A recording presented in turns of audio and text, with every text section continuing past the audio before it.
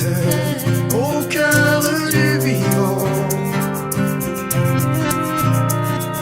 Bonjour et bienvenue dans cette nouvelle émission d'Humanitaire où on va parler de se relier à soi. Alors aujourd'hui, nous recevons, si vous nous suivez depuis un moment, vous connaissez déjà Sébastien Espenant. Bonjour Sébastien. Salut Laurent. Et bonne année aussi à toi 2025. Bonne année également. Ouais. Tu ressens quelque chose pour cette année ou pas Qu'est-ce que tu vois comment, Moi je pense que si on a réussi à mettre en place des choses en 2024, c'est-à-dire des lignes de conduite un petit peu avec 2024, je pense que 2025 devrait être... on devrait marquer le but en fait. Ça devrait, je pense, arriver à avancer un peu plus sur certains sujets, ouais, il me semble. On va mieux récolter quoi. Je pense, ouais. Alors, Mais si on a fait un travail auparavant. Ouais, si vous avez semé en tout cas 2024, Voilà, 2025, de toute façon vous allez récolter.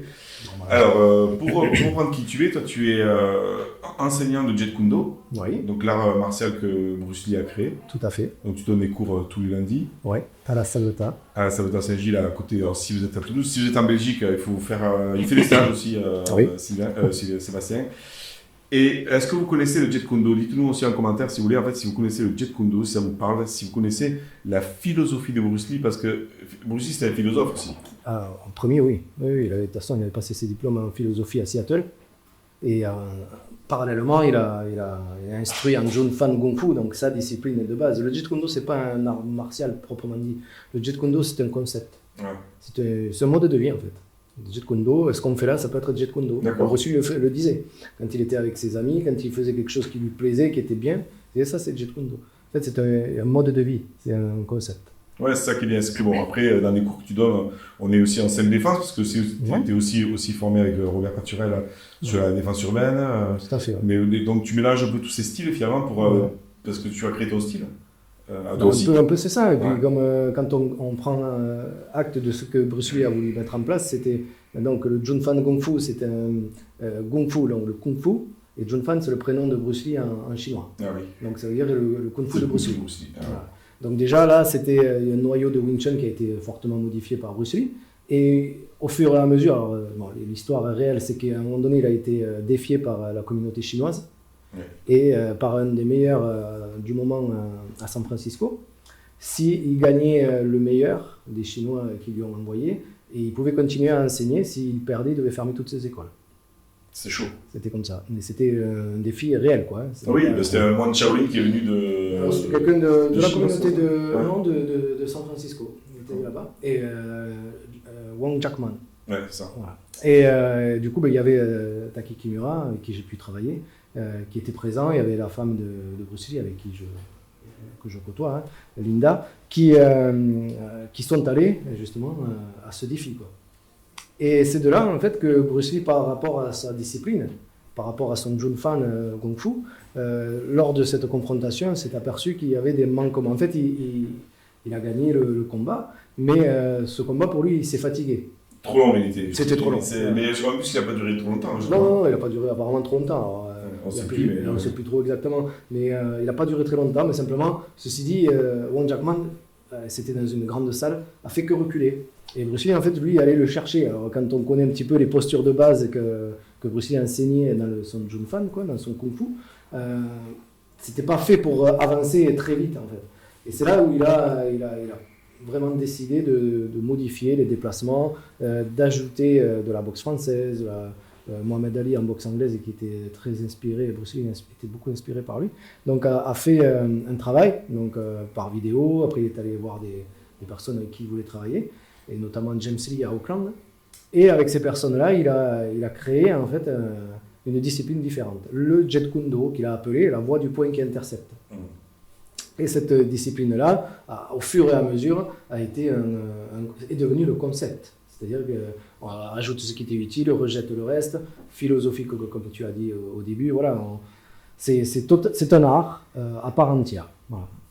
Oui, et puis alors, c'est des choses que je pense qu'on pourra partager encore plus parce qu'il y a plein de choses à apprendre sur BruceLee et que tu es un fan aussi. En fait, comme tu dis, tu côtoies toujours Linda, qui est sa femme.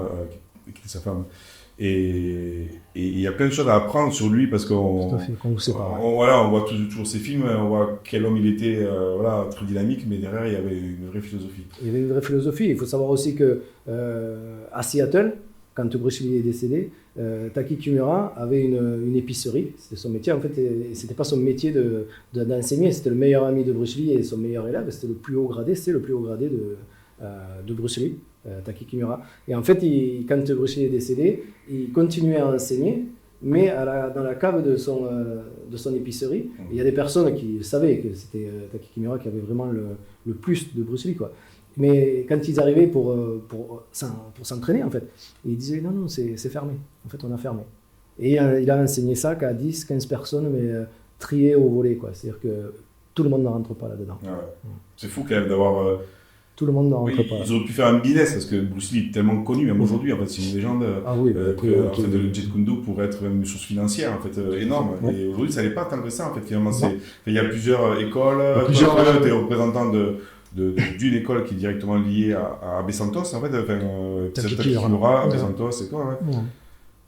Et oui, donc en fait, Abe Santos, mon professeur qui fait le lien, lui, c'est un élève très proche de Taki Kimura, c'est un des plus hauts gradés aussi, hein, de Seattle.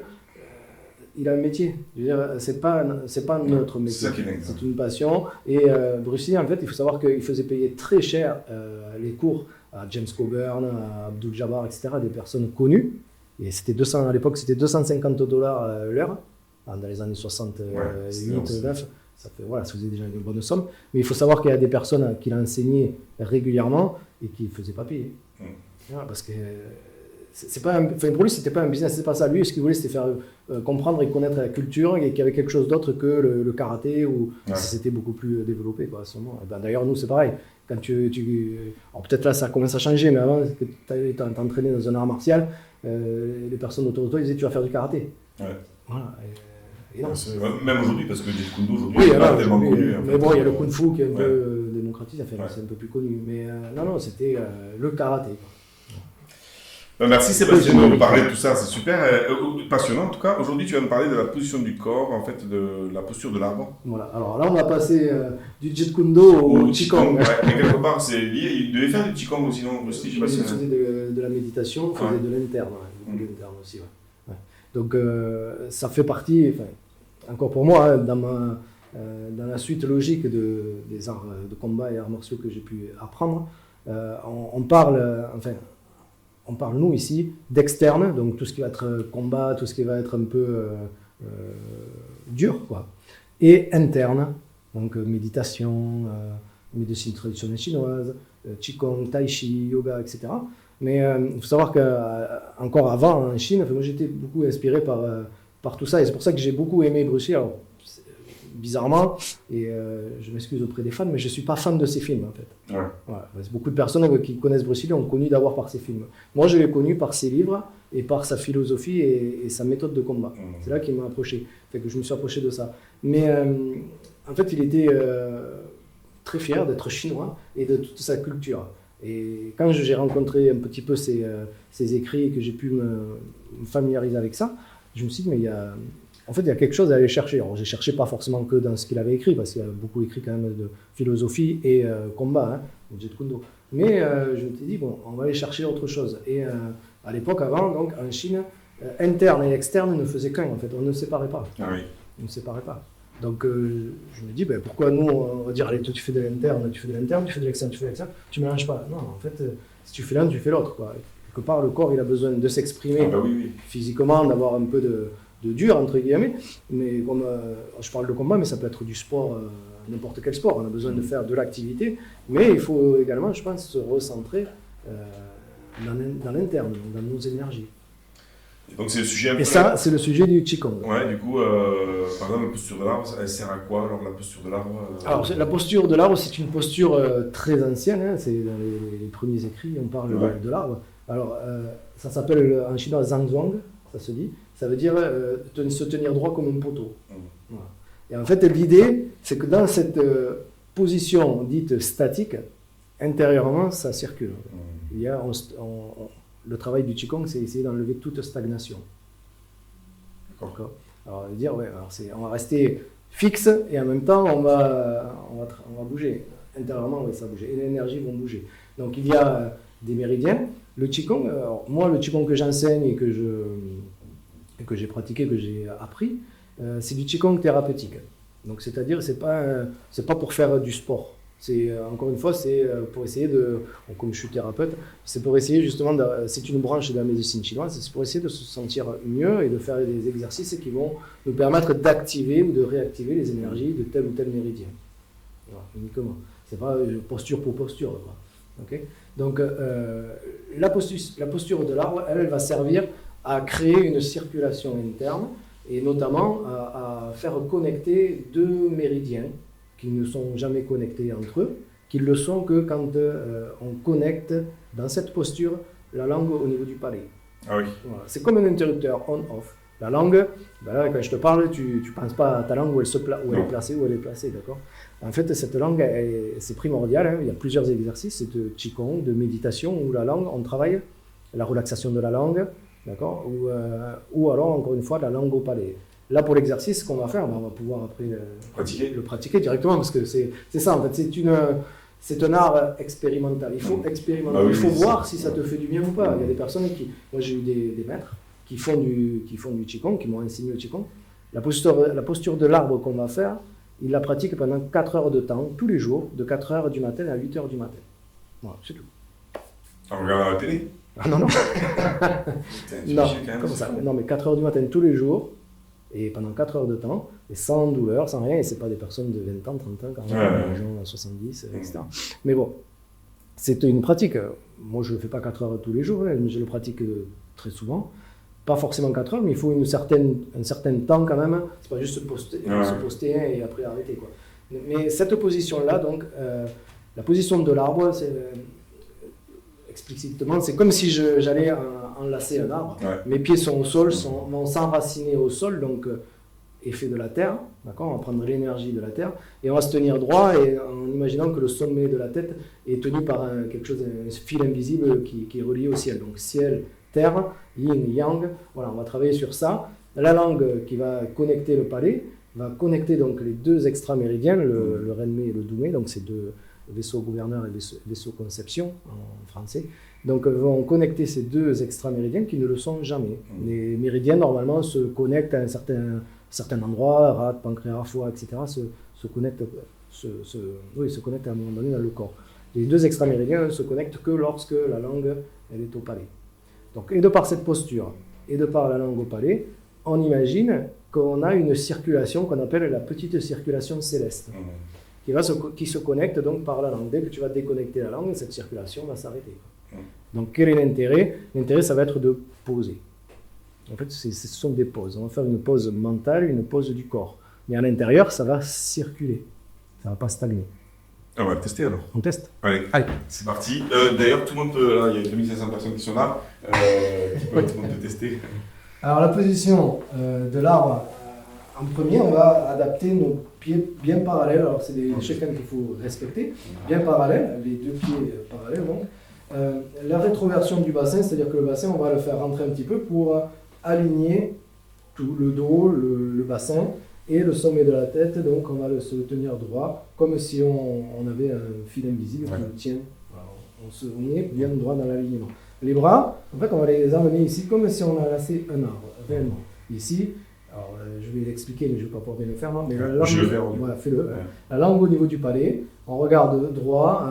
En fait, c'est regarder c'est voir sans voir. C'est-à-dire que on va regarder en face. Tu me regardes, mais si tu regardes en face, c'est pas forcément analyser ce que tu regardes devant toi, le rideau. Ou je vois plus loin. C'est un peu en regardant le vide, en fait. En regardant le vide. Voilà. En fait, le chez vous, comme ça fera du bien. Hein. Les mains, ce qui va être important, c'est de ne pas se contracter. Sinon, dès qu'il y a contraction, il y a stagnation. Donc, on va relâcher. Les mains ici comme ça, les doigts qui peuvent descendre un peu, il n'y a pas d'effort, il n'y a pas de tension. Et là, on va sentir une énergie à un moment donné qui va se faire, qui va circuler au niveau des pieds, qui va remonter, qui va passer dans le dos, par le dos, qui va monter au sommet de la tête, et après qui va passer par le pointe de la langue, qui va descendre, et on va faire la circulation. Donc ça fait comme un rond, comme ça, un cercle qui va passer par-dessus la tête, entre jambes et remonter. Et voilà la circulation. Ça, c'est la petite circulation céleste, en ressentant également l'ancrage au niveau des pieds, c'est-à-dire qu'on sent qu'on est attiré un peu. Ouais. Hein. On le sent, vraiment, ça stabilise. Alors, c'est bien pour les personnes qui ont des difficultés aussi d'équilibre. Ouais. D'accord, ça va, là, on travaille ça en cours, moi j'arrive à faire un travail sur ça avec les personnes où on arrive à s'équilibrer, quoi. D'accord. Donc cette posture de l'arbre est très importante à faire régulièrement. L'énergie, donc comme je disais, va devenir un peu plus importante. La visualisation, alors on regarde sans voir, on regarde dans le vide, mais on va imaginer quand même, on va centrer notre attention sur 5-6 cm en dessous du nombril. C'est le chi, c'est notre dantian. C'est là où l'énergie va en fait se créer et devenir de plus en plus volumineuse et circuler dans tout le corps. Et ça, combien de temps dans l'idéal Déjà 1 minute, 2 minutes, 5 minutes, 30 secondes. Ouais. En fait, C'est fou, même un peu dans ça. Au Et fur et à après, mesure que tu le fais, tu vas de suite tu vas te mettre là. Enfin, moi, si je le fais, c'est une sorte de méditation. Oui, c'est ça, ouais. Et de cet exercice-là. On déverrouille les genoux, quoi. En fait. Voilà. Ouais. Alors, on n'est pas tendu, hein, on est déverrouillé, puisqu'après, cette posture, c'est la position initiale. Ensuite, on pourra commencer à tourner, changer. Voilà. Et là, on va améliorer. Alors, il n'existe pas de Qigong sans Tai Chi, il n'existe pas de Tai Chi sans Qigong. Normalement, c'est pareil. Nous aussi, on aime bien tout séparer, on aime bien tout structurer, mais en fait, rien ne va sans l'autre, quoi. C'est-à-dire que c'est un tout. On est ici dans la position de l'arbre. Après, on pourra changer la posture, ouvrir, revenir. Voilà. Et tout ça, énergétiquement, passer de l'autre côté, revenir. Et après, c'est ce qu'on voit quand on a les personnes qui font le tai chi. Mais imaginons que terre et ciel, yin, yang, voilà, on est toujours dans cette énergie-là, quoi. Ça vient vers moi. Il y a des flux d'énergie qui circulent l'un vers l'autre, quoi. L'un ne va pas sans l'autre. Voilà. Ouais, très intéressant. Ben merci, c'est bon. Donc moi j'invite tout le monde à le pratiquer un petit peu. Alors, on l'a fait nous debout, mais si tu es en voiture, tu te mets sur un feu, tu es assis. Ben, voilà. Alors attention, s'il y a du monde autour, se demander ce que tu fais, mais voilà, tu peux être ici, voilà, tu te poses, langue au palais de suite, les pieds sur le tapis, voilà, le fil, comme si tu passais au travers du plafond. Et tu es ici, tu fais quelques secondes, le temps que si c'est sur des feux, des fois t'en as et ça dure des plombes, ben, tu te mets là, et, tu vois que tu vas poser, hein. Ça pose en fait. Et après, tu repars, hein, c'est parti. Bah, N'importe où, tu peux faire coucher des personnes qui sont malades. Et moi, la personne qui me l'a enseigné, avait des personnes qui étaient gravement malades et qui leur faisait faire même allongé. Parce qu'ils n'étaient pas capables de le faire debout ou assis. Voilà, mais tout ça, si vous le faites assis, pas contre un dossier, il faut que vous soyez droit. En fait, voilà, il y a une stabilité, il y a une posture quand même à avoir et on n'est pas avachi. Exactement. Merci en tout cas. N'hésitez pas aussi à commenter, à liker, voir cette vidéo. Est-ce que vous aussi, vous le faites déjà? Est-ce que vous l'avez testé? Et puis si vous l'avez testé, commentez, voir si ça vous a fait un effet. Combien de temps vous êtes resté? 1 minute, 10 minutes? Partagez-nous, on a envie de savoir. Si vous voulez avoir les coordonnées de Sébastien, elles sont en dessous. Sébastienspenant.fr, je crois. Alors après, sinon, vous avez le site du Tao, Tao de l'art ultime. .com. Voilà. www.taodelarultime.com. Et aussi sur thérapeute. Et sinon, après, oui, thérapeute.com, thérapeute au pluriel.com pour la prise de rendez-vous ou même voir un peu ce que je fais. Mais merci Sébastien, est-ce que tu voulais rajouter un truc ou c'est bon? C'est bon pour moi. Merci. Super, merci encore d'être venu, on te revoit pour d'autres émissions. N'hésitez pas à regarder, il y a une playlist de Sébastien en fait, sur Humanitaire, en fait, sur le YouTube de Humanitaire, sur la chaîne. Et vous allez voir toutes ces vidéos où il partage ses astuces, ses visions pour peut-être mieux anticiper, agir par rapport à vos comportements dans la vie en général. Voilà, bon, à très bientôt, merci. Et à bientôt aussi, et viva la vida!